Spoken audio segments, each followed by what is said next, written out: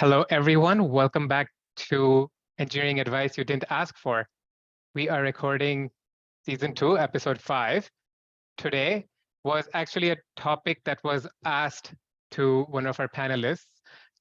So we wanted to address that and help anyone that's in a similar boat. So the question was, what can you do today to prepare yourself to transition from an engineer to an engineering manager? So before we get into it, maybe we can all share our personal stories on how we became managers. So this is the transition from being an individual contributor and the first time we went to being people managers.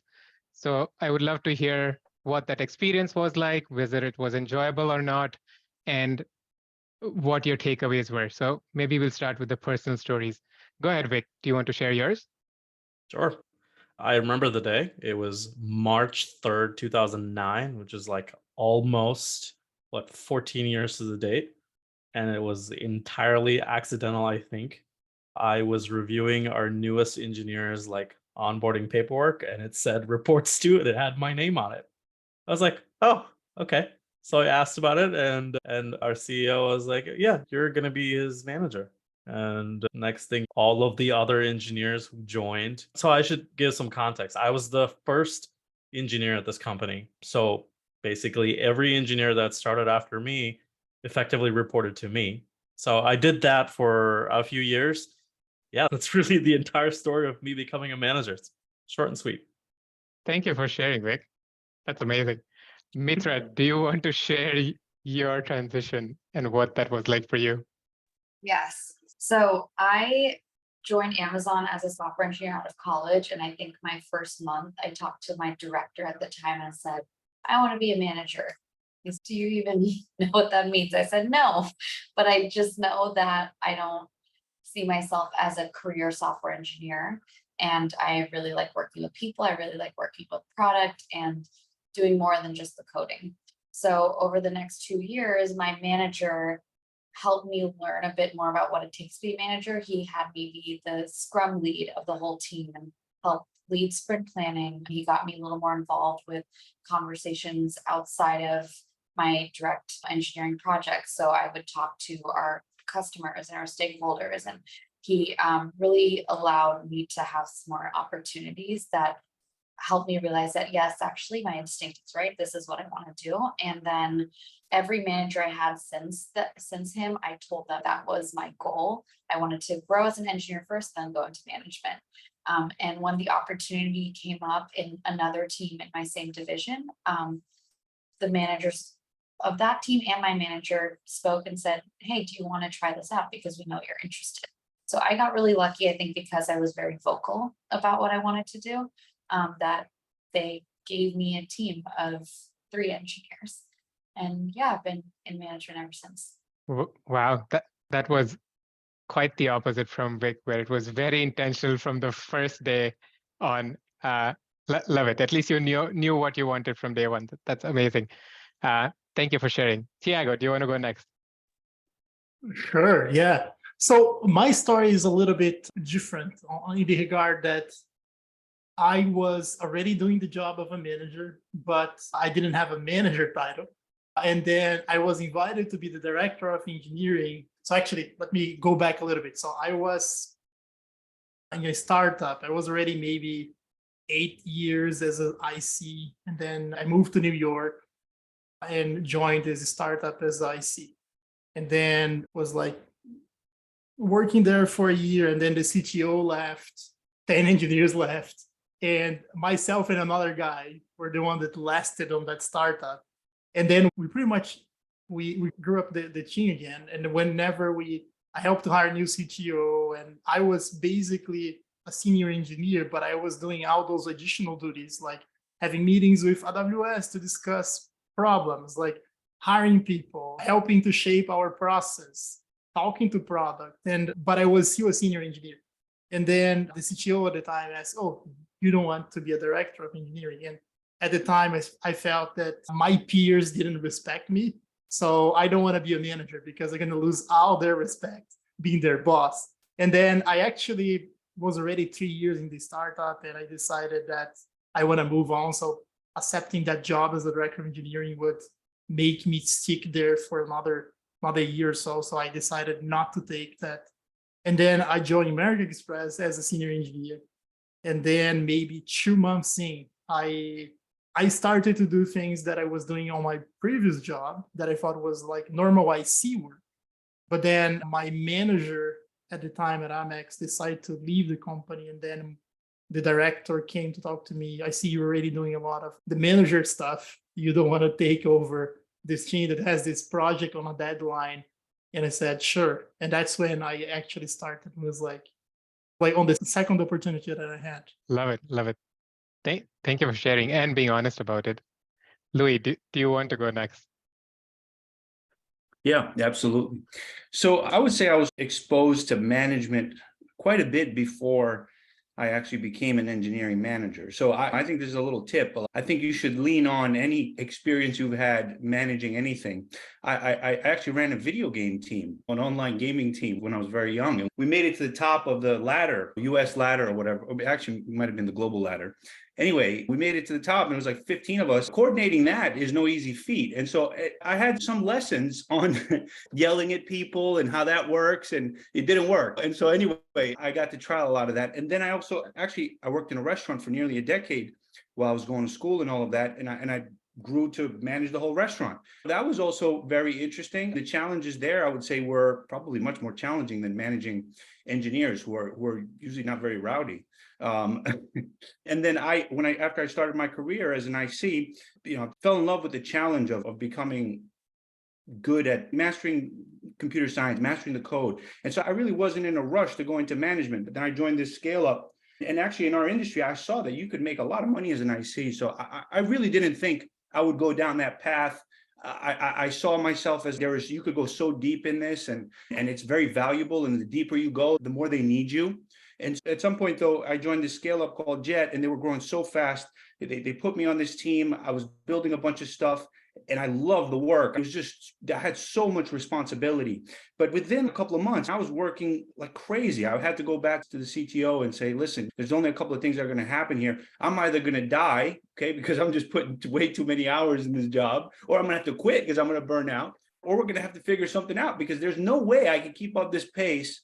And we built a lot of good stuff and look at all this stuff, but I need help now and I can't scale myself anymore. And so I made my first 2 hires within 6 months of that job. And a couple of months after that, we hired a lot more and it just snowballed. But yeah, I would say just if you're getting into this, lean into all of your sort of experiences. They're all relevant. You'd be surprised. They're all relevant. Even if you've just been managed your brother and sister or something. Tiago, you want to jump in? So I want to add actually one thing that I remember, that the engineer manager title actually came much later. I think is maybe 10 years ago. I don't remember hearing about engineering managers. It was more like coordinators, whatever it was, right? Project managers. And at the time that I transitioned to engineering management, we didn't even have like an official title. It was like tech lead, tech manager. But I think that's all to say. Same for the staff engineers, right? I don't think like staff engineers was a thing 10 years ago. I think the area is evolving, and like this kind of transition, the fact that we actually have 2 tracks of career path is actually something pretty remarkable. If you think about that, it's a really young industry. Can I say, I want to add to that. I didn't think I had a choice when I was made an engineering manager. About 14 years ago, I probably didn't. They weren't going to go out and hire a full-time manager so I could continue being an IC anyway. Yeah, I think some of those titles were called delivery manager or technical manager or something. I don't think the formal term engineering manager was coined quite then. We've come far. Yeah, we've come a long way since then. Thank you for sharing. So I can go next. So my journey wasn't as intentional as Mitra. I was a co-founder and a CTO at a e-commerce logistics startup. It was completely bootstrapped. And because we were trying to save money, we hired a bunch of developers in Bangladesh. So I was working alongside with them, but because it was money coming out of my own pocket and my co-founder's pocket, I was very diligent about managing, and I say that in quotes, the project, the timelines, the work of the other contributors, because I really cared about the startup, really cared about the quality and correctness of the code. So that was my informal managing. Obviously, I didn't have the title at the point, and it's besides, that's not part of the story that the startup didn't take off and it failed. But that was my first stab at managing others, even though it was informally and without the title. I worked at BlackBerry as an individual contributor for about 9 years. And then during its downturn, the company decided to lay off all the project managers. So the tech leads or the senior engineers were asked to step in as scrum masters. So that's when I started doing a lot of the ceremonies, reaching out to other teams, making sure the deliverables were on time and interacting with other people. And that's when I realized that I actually enjoyed that side of things as much as I enjoyed being technical and coding all the time. At that point, I thought I would go to school, and I decided to do a master's degree in engineering because I did not want to do an MBA. I did not want people management still. So I did 2 years of a technical, it's Master's of Engineering. And then I took a contract 6-month Scrum Master job. Again, still not wanting to do anything with people management because I didn't think I would be a good fit. And then what happened was a lot of these teams came to me more than they gravitated to their actual manager. So I was the one removing roadblocks, giving some coaching advice, some guidance, again, all informally. And that's when the director came to me and said, do you want to give up your contract position, come on board full-time and join as a manager? Because we don't do contract managers. You have to be a full-time. You only do contract Scrum Masters.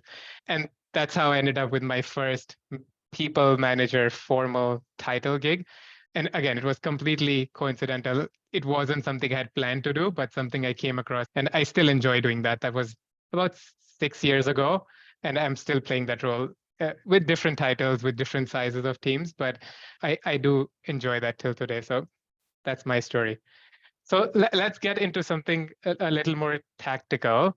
What are some of the characteristics that you folks have seen that make a great engineering manager? Someone that you aspire to be or someone that you have reported to? You can give me your top 1 or your top 3 on what makes an engineering manager stand out, or these are qualities you aspire to have. Yeah, when I think back to all of my managers, I think the ones that really stand out are those who got really involved in what the team was building, weren't really giving as much directives, but really sitting in there when we're doing design reviews, for example, and they're really talking through all of the questions with everyone and asking questions themselves. And it's almost like an underrated thing, I think. They're really concerned about what's being built, why and how, but they're not really getting into doing code reviews. They're just really there to help guide the team to make sure that you're thinking about everything. And you can tell that they're still very invested as engineers themselves. And then I compare that to engineers to managers who didn't stand out so much to me. Even if they were great people managers to me, I never felt like they really understood what I was doing or what I was building. And then that made me maybe a little less trusting in them being able to advocate for me or advocate for our team properly. Yeah, I was just going to say that I was fortunate to see a very diverse sort of group of people become managers under me at Jet and then at Walmart.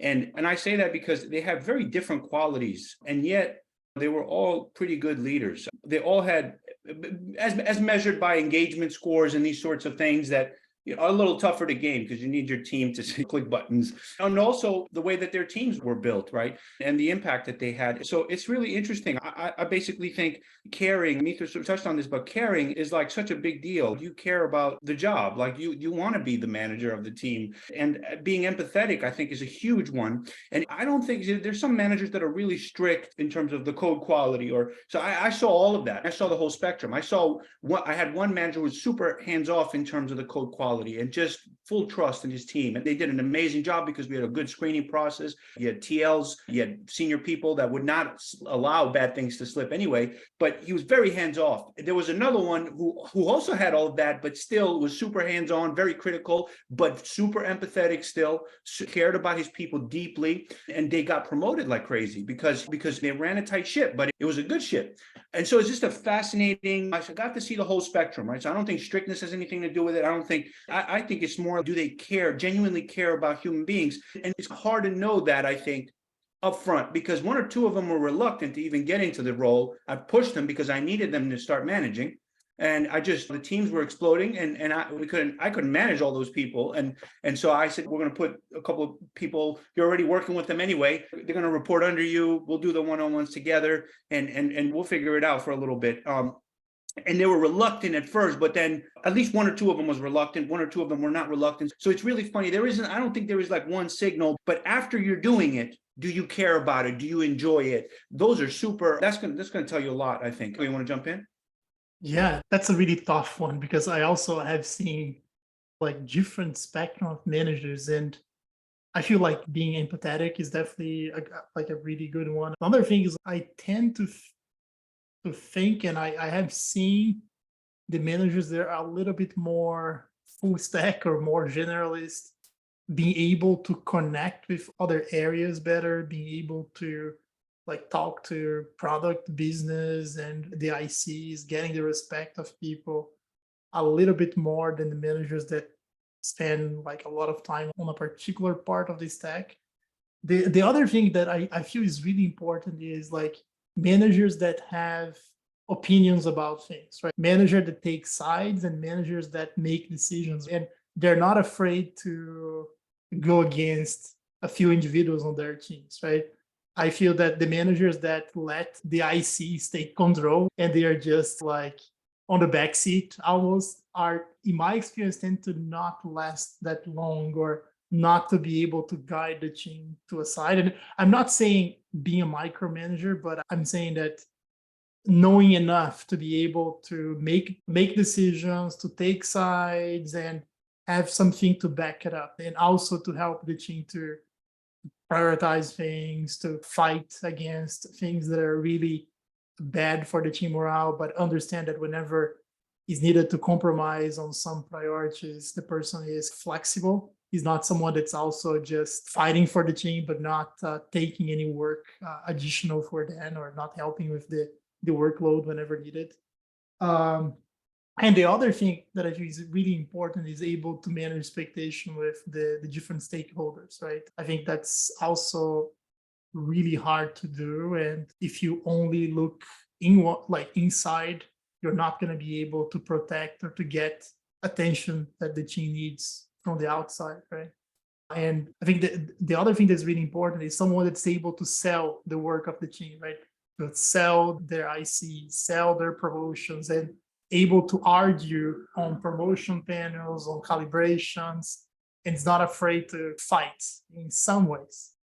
Yeah, actually, that brings up a very good point.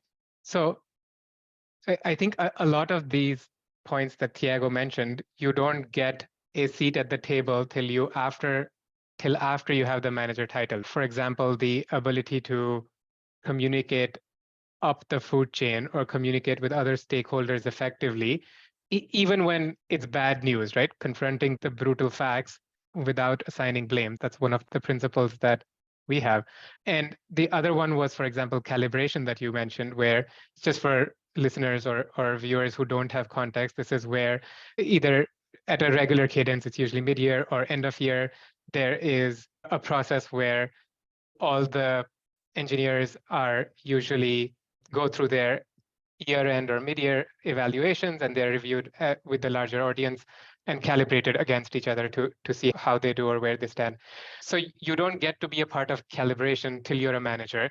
You don't get a chance to communicate up and down the ladder till you formally have people reporting into you. So what advice do you folks have on starting to prepare today without formal authority, or things you can take on today that would prepare you for this? Do you have any suggestions that you folks can share that would help out today? Go ahead, Mitra. I think probably one of the biggest changes that will happen when you become a manager that you can't necessarily do as an engineer is the people management part, right? You can't start like managing folks as an IC. But what I would suggest in lieu of that is getting into mentorships, mentoring other folks, or even being a mentor yourself, maybe have or mentee yourself and having another EM as a mentor to you.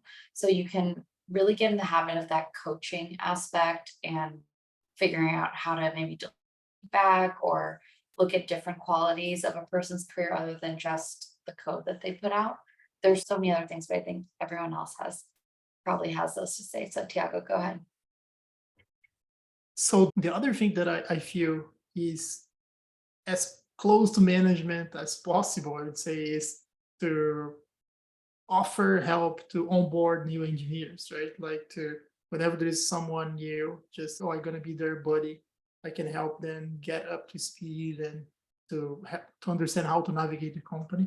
And the other thing that's super easy, and I still see a lot of people that don't do this, is let your manager know that you want to become a manager, right? Because most managers assume that ICs don't want to become managers by default. And whenever there is an opportunity, it's always a challenge to convince someone to become a manager, and always a challenge to bring someone externally too, right? So I think that's is a really easy one that everybody can do. I'll say something a little controversial, which is that. So I think it's important for you to figure out what management even involves. And a lot of times people don't know what it really means. It's invisible to them exactly what the job of their manager is. So I'll say that one way you can try to figure this out is you can read some books on engineering management. It's not going to make you a good manager, the same way that reading about how to make a pizza is not going to help you figure out how to make a pizza. But it'll give you some awareness of all the different things that a general engineering manager does, not necessarily your manager. Then I would go talk to your manager about ways that you can take some load off their plate. And managers are very willing to let you take things off their plate. Everything from, can you run ceremonies like sprint meetings or whatever? Can you run grooming? Can you help your manager collect feedback for your teammates? Stuff like that. They're going to be very willing to help you do that. And then I think it was Mithra who said this. The mentorship route is fantastic, right? If your company has a way for you to get mentored, ask to be mentored by someone who is a manager, and you can work with that person to help figure out exactly what this role is. And if you want to transition into this, it's totally fine for you to decide that this is actually not what you want to do after all. That's totally a valid path. You can even do that after you're a manager. But it's going to be easiest for you to become a manager, transition from an IC to a manager at your existing company. Because moving between companies, going from an IC to a manager is a really hard thing. No one trusts you yet in a different company. They have no idea who you are. They're not going to trust you to come manage their engineers. So if you want to take that transition, it's the safest for you to do that at your current company, because you may decide, oh, I don't want to do this after all, and you can go back to your old job. And that's the thing that you can do at your current company. Yeah, Louis? Yeah, those are some really good points, Vic. It is challenging, right? Like, I think that the fear that most people have is they're going to go down this path.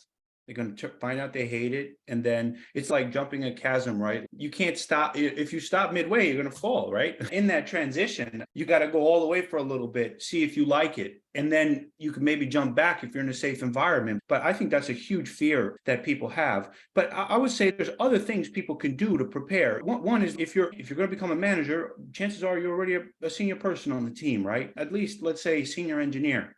And so if you're a senior engineer, there's no reason why you can't have one-on-ones. There's no reason why you can't build a rapport with people on your team before you even become their manager, right? And I used to coach people into doing that. Take them out for coffee, right? Ask them how their day's going. Ask them about their job. There's nothing wrong with that. There's no reason why you can't start doing that, even before you become a manager, right? Like you don't have to give them, you just talk to them about anything. Just get to know them, right? And so I think that's a really good practice, because you're going to be doing a lot of that.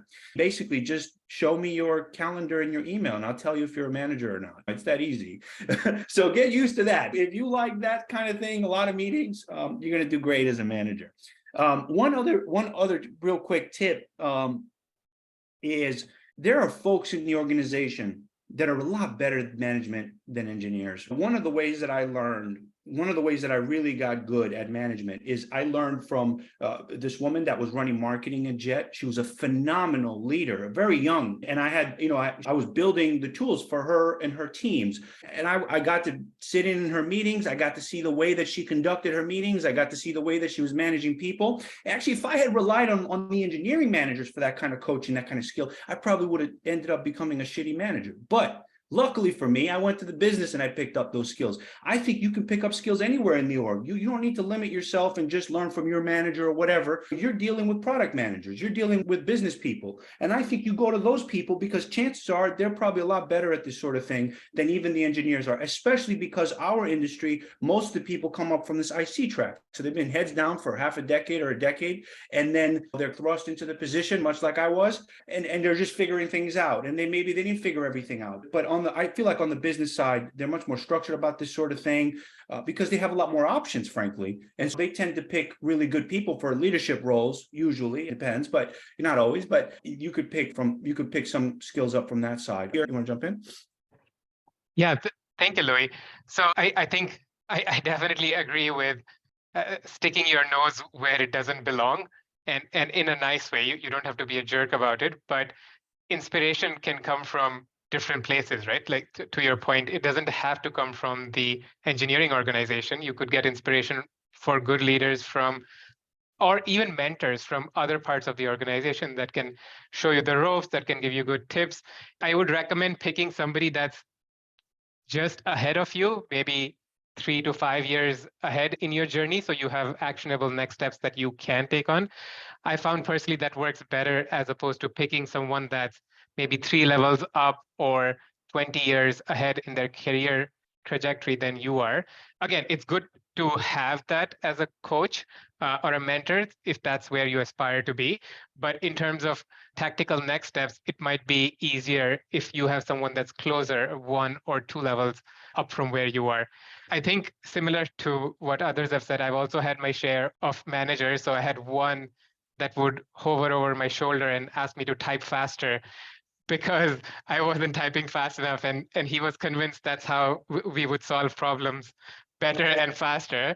And I've had managers that took like psychological safety for the teams very seriously. So they did 4 or 5 things very well. So one was establishing open and respectful communication culture, not swearing like sailors, not publicly berating the team members when something went wrong, being transparent about everything. So timelines, projects, stakeholders, setting clear expectations for the team. So no surprises on Friday night saying we need this shit done by Monday morning, and reframing failure and mistakes as opportunities for learning and growth. So there are individual managers that will find somebody to blame so they can call them out or fire them or hang them to dry so that there is someone to take the blame. That's not them. But if you have someone that embraces failure and encourages going fast, that really makes the team trust that manager and go a long way. And then the last one is just taking a supportive and consultative approach to leadership, not saying, okay, I have all the answers. This is what you do and this is how you do it. Conferring with the team, getting their inputs, their advice, and then making decisions collaboratively. Tiago, were you next? Go ahead. Yeah, I just want to add a few more things that I remember while you guys are talking for folks that want to transition to management. So one thing that you can do is to help or get as much involved as you can on the hiring process. And I think that's it will give enough exposure to debriefs, to understand how the interview process works, to connect to managers, to see how managers are hiring on other parts of the company.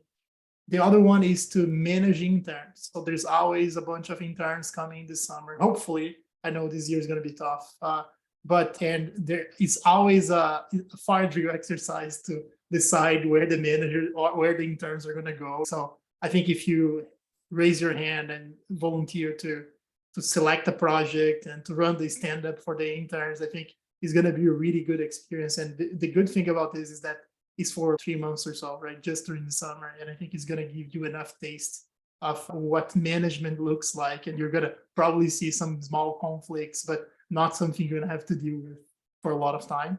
And the last one is volunteer to run meetings, especially if those meetings involved other departments, especially if it is like projects that you need someone to be the glue person, right? Being the glue is a big part of what management is, right? And if you can take that load out of your manager's shoulders and be the one running meetings, taking notes, being a little bit of a project manager in some initiatives to get things done, I think that is going to prepare you for real engineering management. Mitra? Tiago, quick question. Can a junior engineer play some of these, or does this have to be a senior engineer? I feel it's like one thing is being a junior, another thing is like having enough time in the company. I think if you're a junior and you only have 2 months in the company, I think it's going to be really hard. But if you are like a junior engineer, but you have been in the company for a year and you're like borderline promotion to mid-level, I think that most of these things you can do.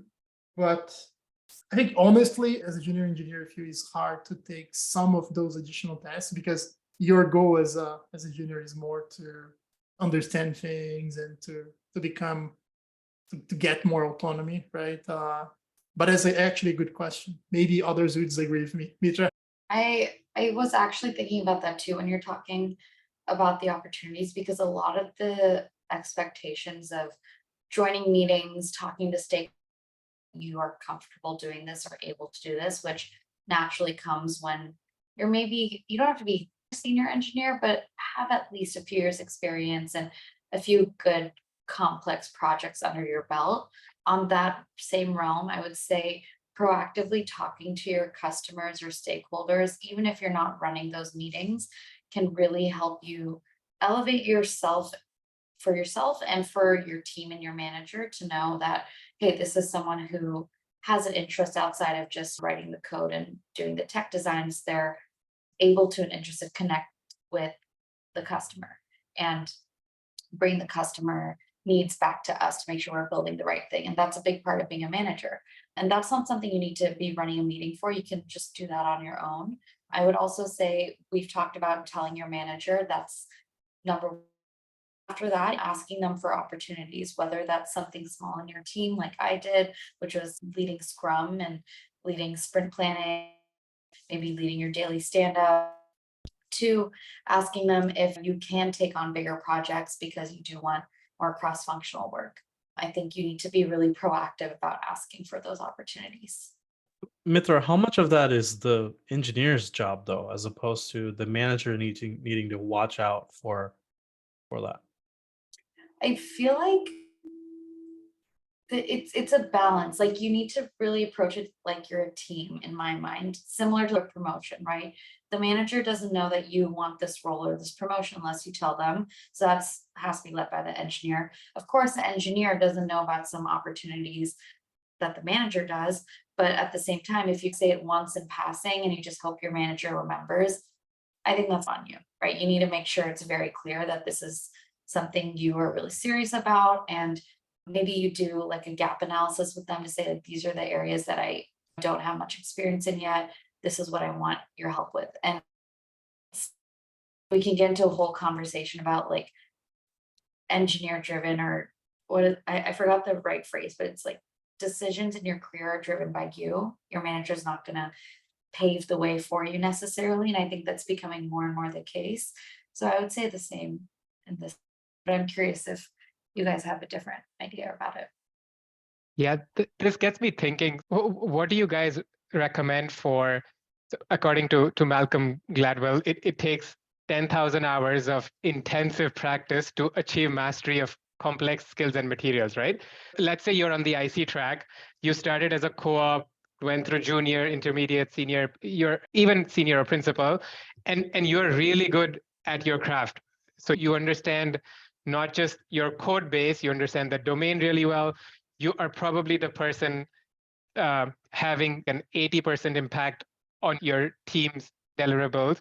But now you're at this juncture where if you go to being an engineering manager, you are essentially starting from scratch, because those 10,000 hours that you spend sharpening your axe is no longer going to be helpful because there's a different tree to cut down. How much of those skills are transferable? And would you be starting from scratch in this case? I don't think you're starting from scratch, right? I think there's so much that you do as a senior IC that's actually very similar to what a manager does. You show up to meetings.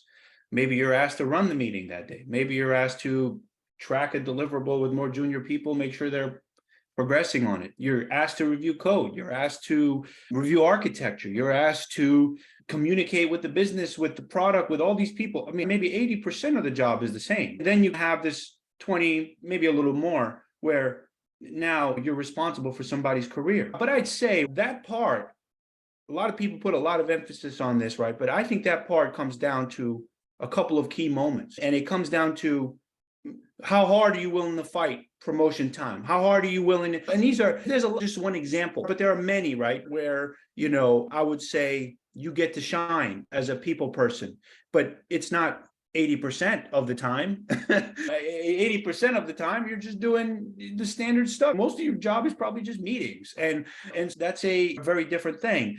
I would say you're not writing as much code. So there is like risk that you're going to atrophy there. We talk about this a lot, but that there's a lot going on in the market right now where folks are, frankly, they moved into the management side, and companies are saying they don't want as many managers, which I have opinions on that. But the point is that it is risky, that transition, but I wouldn't say that but it's only risky because the code itself is actually there's complicated stuff, right? And you could easily forget your data structures, your algorithms. You could easily forget certain things because you haven't touched them in a long time. And that will make you make it very difficult for you to land another job.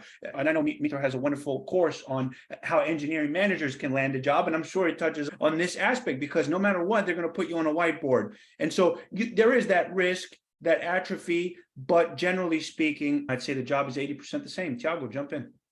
Yeah, I mean, I would fully agree. And that doesn't mean that you're spending 80% of the time doing the same things, right? I think it's like you're maybe spending 10% of the time on technical stuff, but your, like, how deep are you able to go, and your debugging abilities, your ability to see problems like on a system thinking kind of way is still a skill you're gonna keep with you for the rest of your career, right? Even if you go to other areas, I feel that is like an engineering like skill that are gonna give you a lot of leverage for a lot of things. But at that, again, that doesn't mean you're spending the same percentage of time doing like coding or debugging, but whenever it's needed, that's gonna be like 5 minutes with you is gonna be a lot more effective with an hour with a manager that is not able to understand or even contribute to the discussion.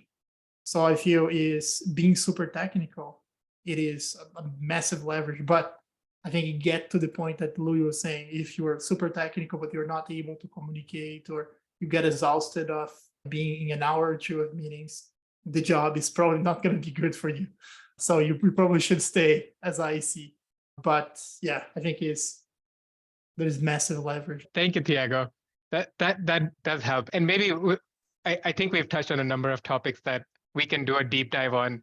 And I would love to see all of your calendars, and maybe we can blur out the details and see how many meetings you are in all day long. All of you guys are going to be super jealous once you see There were a couple of more questions that we wanted to cover before we wrap up. Did you folks have any advice that you wanted to share on things you can avoid to save time, save effort when you're preparing to go from an individual contributor to a manager? Any tips you want to share with our audience? I would say that you need to figure out what that cutoff date is for you to stop being an IC and start being a manager, right? Because you can very easily end up in this horrible boat where you're still doing an IC's work, but also starting to do manager's work. And your company goes, oh, they're doing just fine as both an IC and a manager. This is great. We're getting 2 jobs for the price of 1. But really, you're probably like thinking about your job all the time, in the shower, on a walk, everything, right? This is consuming your life. So it's very important to set that expectation. And I say that from personal experience, because if you don't, you will look back and go, holy crap, I've been doing 2 jobs for a year. Awesome. The other thing not to do, I would say, is to have bad relationships or to be the one that is burning bridges, right? As I see, because I think that's going to make a transition to management much harder than if it is someone that's actually getting to know people, building relationships, like helping out.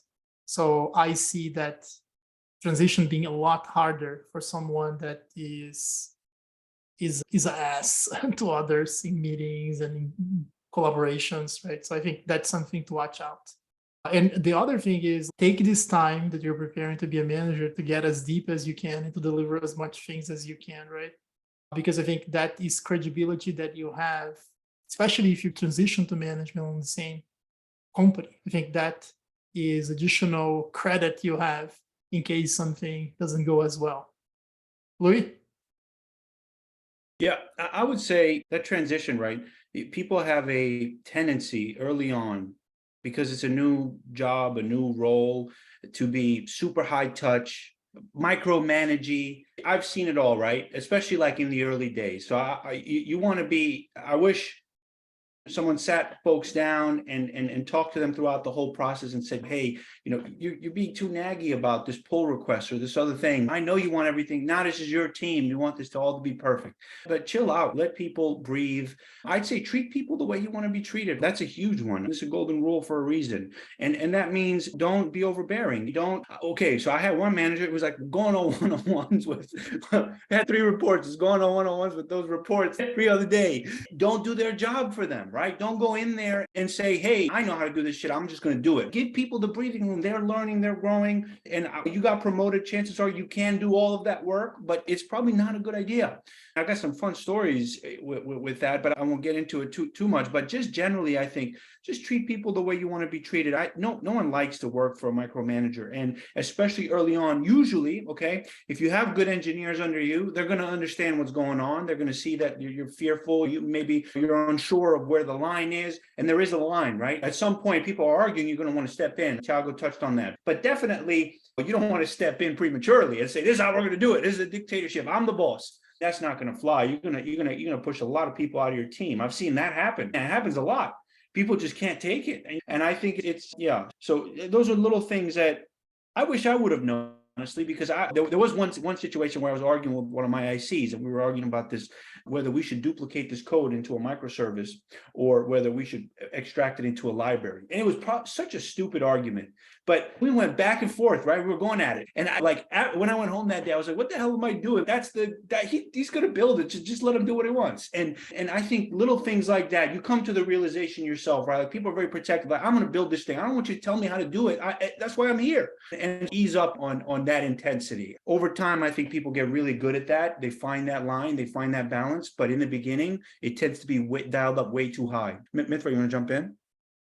Yeah, going off of what Louis said, a few other people, you have to get really good at decision making very quickly. And I think the more you can flex that muscle, the better, even in your everyday job as an IC to start. And along with that, I always think about being really clear with what your job is, what your objectives are, and what you own, and also what you don't own, and making sure on your team, your manager, and if you do have ICs who report to you, they know as well, because we've all been in that situation where this manager is just everywhere, right? They're in every single meeting, every single conversation, every single decision, what Louis was talking about. And then you're just like, what's going on? What's mine? What's yours? But then you also, maybe we've seen situations where managers not talking to everyone, and they're not talking to all the customers, and they're just dropping the ball on coordinating with other teams. And you're like, am I supposed to do that? Are you supposed to do that? So I just think being really clear first for yourself, so you're like, you don't feel like you're doing so many things and you don't know where your job starts and ends, and you can just help clearly define your role. And hopefully that helps just prepare yourself for the role. And once you're in it, makes it a little more manageable. Yeah, that's a great point, Mitra. And I think one of the telltale signs to look for is when your manager is gone on vacation, do things come to a grinding halt? Do people look around saying, oh crap, who has access to this? Or, oh crap, what do we do next? Or what is the process in this case? Or are they independent enough or they feel enabled enough to find their answers and continue along? Because you don't want to be the person who's unable to go on vacation because you're the only one with all the keys to access and you're the only one driving discussion without letting the teams make any decision. So back to the original question on advice on things not to do. I think for me, one of the aha moment was coming to terms with the fact that others are not going to do things exactly the way you do them. And that's perfectly okay. They might do them differently. They might take more time, but that's their style, that's their learning, not to jump in. A few of you mentioned, so definitely. And the other one was communication skills. Some people are either born with it, some people work their way into it, but the ability to communicate effectively and knowing when to stop goes a long way in becoming an effective manager. So I definitely wanted to call out those skills. Maybe we can do a roundtable and have the panelists share some lessons that we all learned from our managers. And this could be our last manager, this could be our first manager, just any interesting experiences, insights, or tidbits that you learned, good or bad, from your manager that you wanted to share. So these could be fun stories, this could be horrible stories. All managers will remain anonymous. This is a good thing. This is my first manager. I think I mentioned him earlier, but he took a genuine interest, I felt, in each person, not just in like engineer to fill the seat on my team and to get like a quota, because let's be realistic, like managers have to think in quotas and think about just numbers of people in terms of numbers and what their output can be. But this manager was very thoughtful about the person. I remember he got to know me and learned that I love to dance. So he connected me to another coworker of his who was on a dance team and wanted to connect us. And I think that kind of falls in line with networking, right? It's just like a natural way to network because you just get to know people. And these are people you within your manager, someone you're trusting with their career. So I've always been very thankful for that. And I think he's the reason that I did get to know so many good people at my first company and also got a lot of trust there. Yeah, love him. I hope he's doing well. Go ahead, Louis.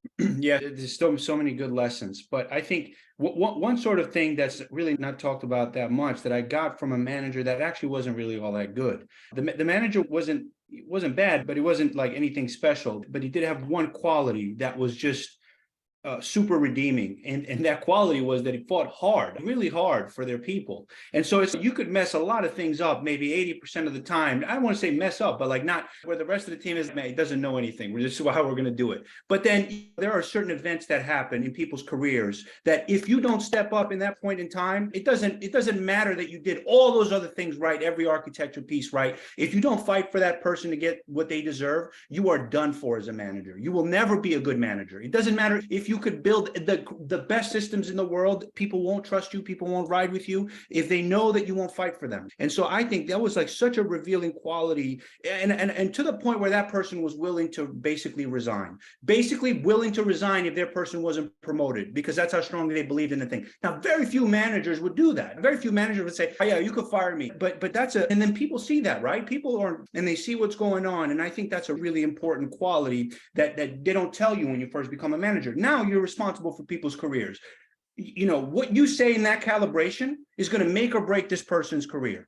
Now, if you mess it up, that's on you. You're a bad manager. It doesn't matter that you got every design decision right. I know it sucks to hear that, but it doesn't matter that you built the architecture right. It doesn't matter that you had 99.99% SLA. It doesn't matter all that stuff. Your person hates you. You didn't get them promoted. They deserved it. Why? You didn't fight. And that's a really big, and they're going to leave your team. And the moment they leave your team, you're messed up. You're in a bad spot. But I think there are moments that happen, and they don't tell you. They weigh. When you put them on a scale, they don't weigh the same. Fighting for your people, it weighs a lot, and it will cover up. It'll sweep a lot of things under the rug. And so people don't really think about this, but just being willing to do that, I think is a really, and I learned this from somebody who wasn't actually a very good manager, but they were actually very good at this one thing. And I saw that they had immense success just because of that one thing. So it's something to keep in mind. Tiago, jump in. That's amazing. I have a few amazing lessons from previous managers. I think I had a manager that was probably the most hands-off manager that I had, but he was great at creating like team activities. So one thing that he would do once a month, he was really into wine and whiskey and all these things.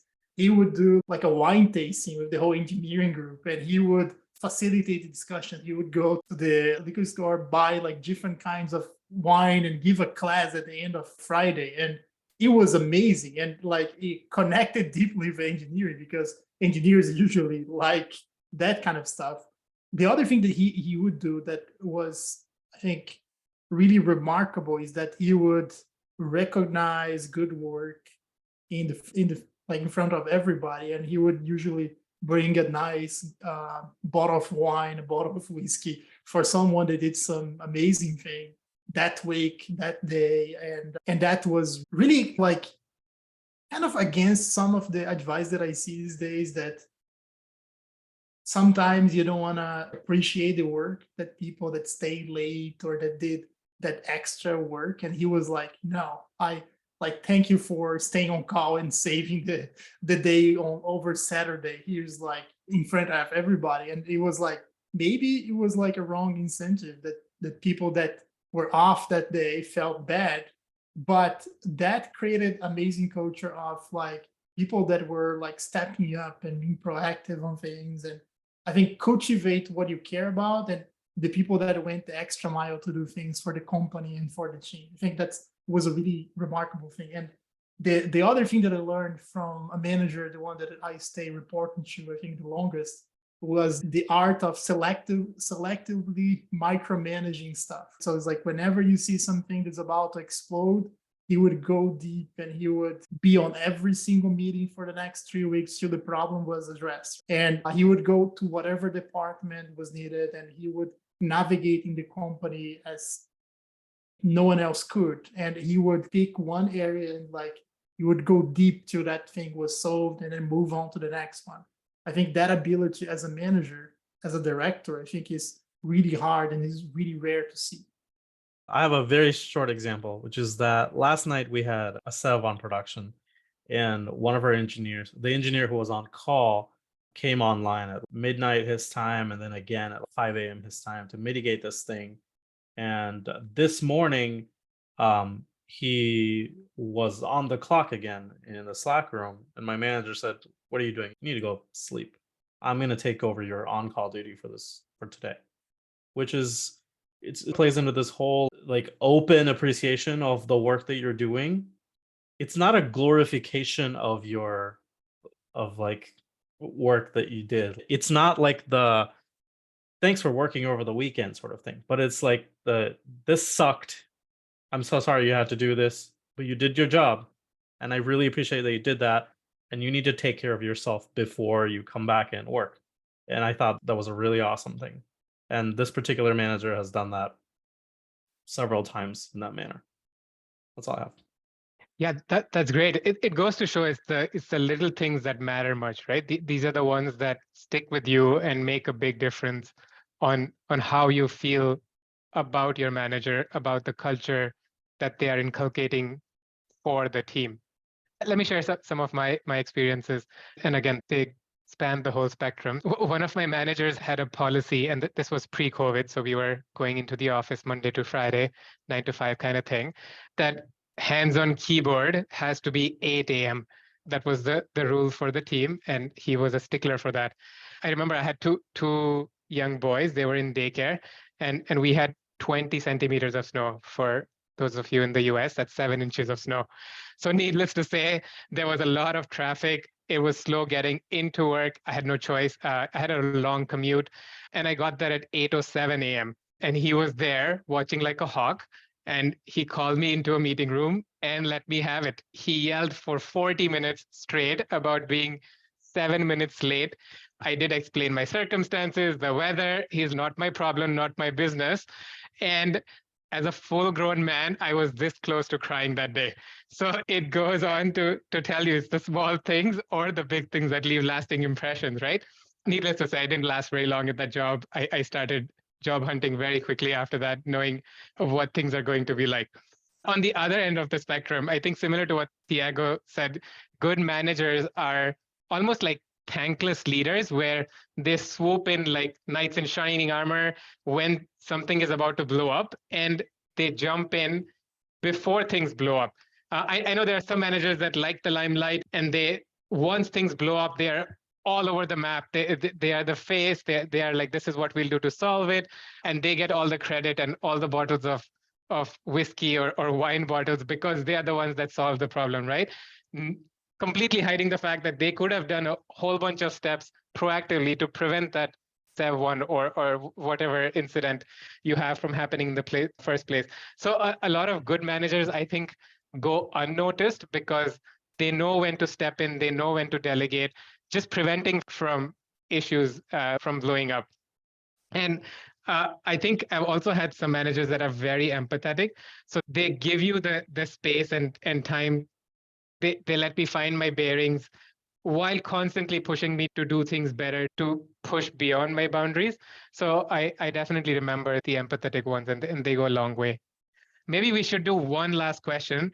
So a lot of companies recently announced that they are letting go of a lot of their first or second line managers. So basically, a lot of middle managers are either being let go or they are being given the ultimatum to go back to individual contributors if they want to continue working there. This is also true for a lot of startups that are seeing their funding evaporate very quickly. So a lot of companies are forcing back, and it's a trend that we are all seeing across industry. What can you do to save your ass if that's the position you are in right now? Do you folks have any tips that you wanted to share for our audience?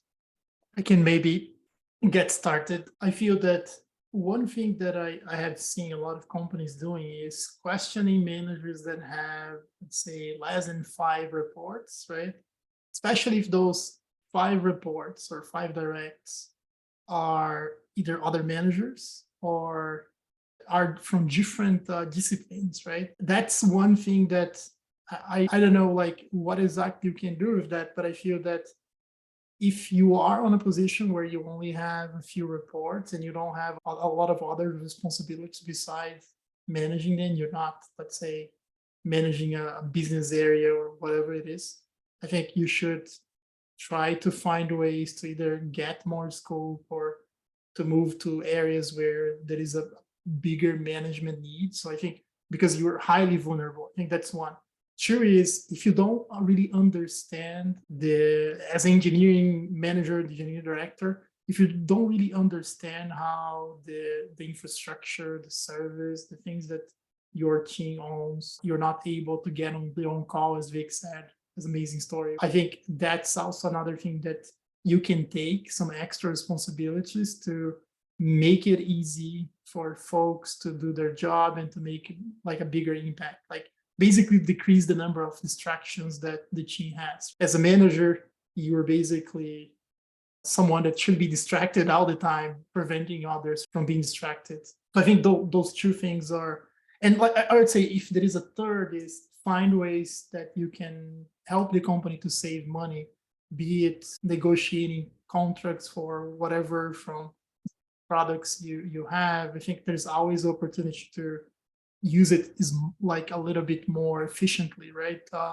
And showing off those quick wins and helping other peers to do the same, right? It can be a really good case why someone will stay. But remember, as we talk on episode 1, is a lot of times is not really that. If it's a layoff, they're basically laying an entire like division off, and it doesn't matter how good you are, you're going to be laid off. So sometimes it's out of your hands. Louis?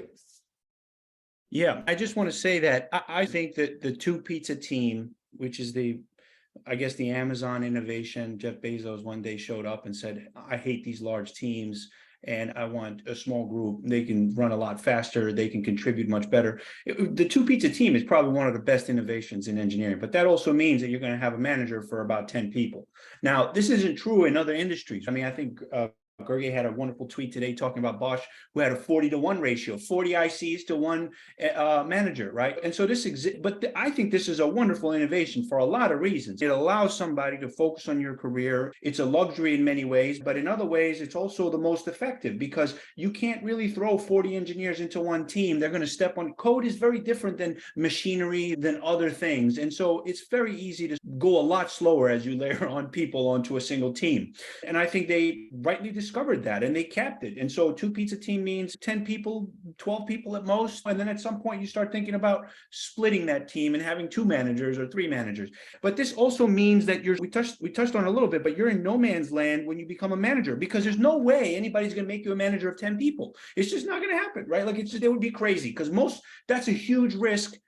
Most of those people might quit, okay? Because it's very likely you're going to do a crappy job when you first start managing people. So you're in no man's land. You start managing 1 or 3 people. You have to be willing to pull the chute. You have to be willing to go back to IC if you're going to go down this path, because you might very well have to pull the chute. You might have to say, you know what, it's not working. And so I think that's the first step. If you're going to step into this place, there's lots of landmines. You got to be willing to walk it back. And so that's a really important thing, I think. And so you got to be in a safe environment while you do this. And I would say, look, the last tip is for people that are in this situation where companies are deciding that they want less managers suddenly or whatever it is, you got to keep learning, right? Just because you went into management, that doesn't mean that now you're excused from figuring out what the hell's going on in the technical side of our industry. And a lot of people make that mistake. Keep side projects, right? Place small bets, man. Like start, even if you don't make money from them, you're going to learn something by building something and having actual users. And you can do that without anybody's permission. You don't need, you just do that on your own time. I know that's a little bit of effort, but that's going to give you confidence that you could, even if you get fired as a manager, you could land a job as an IC, right? And you will always be employable. And actually that confidence, okay, that confidence does numerous things for you. It makes you a better manager, number one, okay? It makes you a better manager because you're not afraid. You can fight for people. You can do a lot of things. And so it makes you a better manager, but it also makes you a better manager because you actually know what the hell you're talking about, because you built something like that in your spare time. So these people can't fool you, okay? You're the other team that's arguing with your team. You could step up and say, no, I know how that stuff works. I build stuff on the side, okay? And so this is how we're going to do it. And so you have to be able to do that. But if you let that skill set completely atrophy, you're going to be in trouble. You're going to be in a lot of trouble in the world that we're heading into right now. And it's never been a better time than right now to be thinking about these things. How do I maintain my skill set? Even if you don't need the money, you should be doing this, because you could be like the turkey that gets its neck chopped off. And then what? You want to be able to go backwards into the IC track if you have to, and so on. Mithra, I know you had your hand up. Jump in. Yeah, I actually have a slightly different approach to what Louis was talking about. I think that's one way of doing it, absolutely, and I think it's a very smart way, but I don't think it's the only relevant or sure you're not top of the chopping block. And I think it do with how you people outside of your direct team. Many managers, I think, can find themselves almost insulated with their team, and you don't really know what's going on in other teams. You don't know what issues other orgs are having. Maybe you're not super familiar with, we talked about like cost cutting, like what is the company's budget right now? How does that drill down into what your team or your org is building? How does that affect headcount? How does the team think about hiring? So I think it's really valuable to really get to know folks outside of your direct level or your direct, oh my God, I'm blanking on a phrase, your chain of management, your direct, because you really want to get to know verticals. So like product folks, design, research, sales, if you have it, implementation, and really understanding like what is everyone focused on and working on at the company. Then you become this trove of knowledge where everyone knows to go to you. First of all, anyone outside of engineering thinks like KR is a person to go to because that's the person I know from engineering, and you become this person of interest and of need, right, in the company to be like a representative for your team and for your org. And then you also end up connecting the teams a lot more, I think. And so that I feel is invaluable. Maybe it's not something you can necessarily say when you start talking to folks that this is something I'm doing, but within a few weeks, within a few months, people are going to start realizing the value of having you as that like central spokesperson. So if you're someone who's maybe not so inclined to be up on the latest technologies and read coding books or do a ton of side projects, I'm one of those people. It's not something that's ever super interested me, but how businesses run and how products are built holistically. I wish I was like that, but I'm not. So But Mitra, I want to challenge you a little bit, Mitra, because you've got a couple of small bets out there, right? We talked about the engineering interview course, right? We talked about, I mean, I don't know. I think one could do both, right? It's possible to do. Sorry. No, I do both. No, I love this. Challenge me. But if none of that's coding projects, and I think a lot of folks will do coding projects. I just is interested in the other aspects. I would not say I'm not interested in the coding. I do have some coding projects that have not seen the light of day, maybe never will. But I do think there are other ways to really flex those muscles and become an invaluable person at your company or your team and really grow as a manager. Thank you, Mitra. So I just wanted to thank all the panelists today for being vulnerable, for being honest, and sharing their personal stories and sharing all their experiences. I think we had some great tips and a lot of actionable insights shared today. If any of you watching or listening have topics that you want to see covered on our show, don't hesitate to reach out to any of us, and we will be back in a week. Thank you, everyone.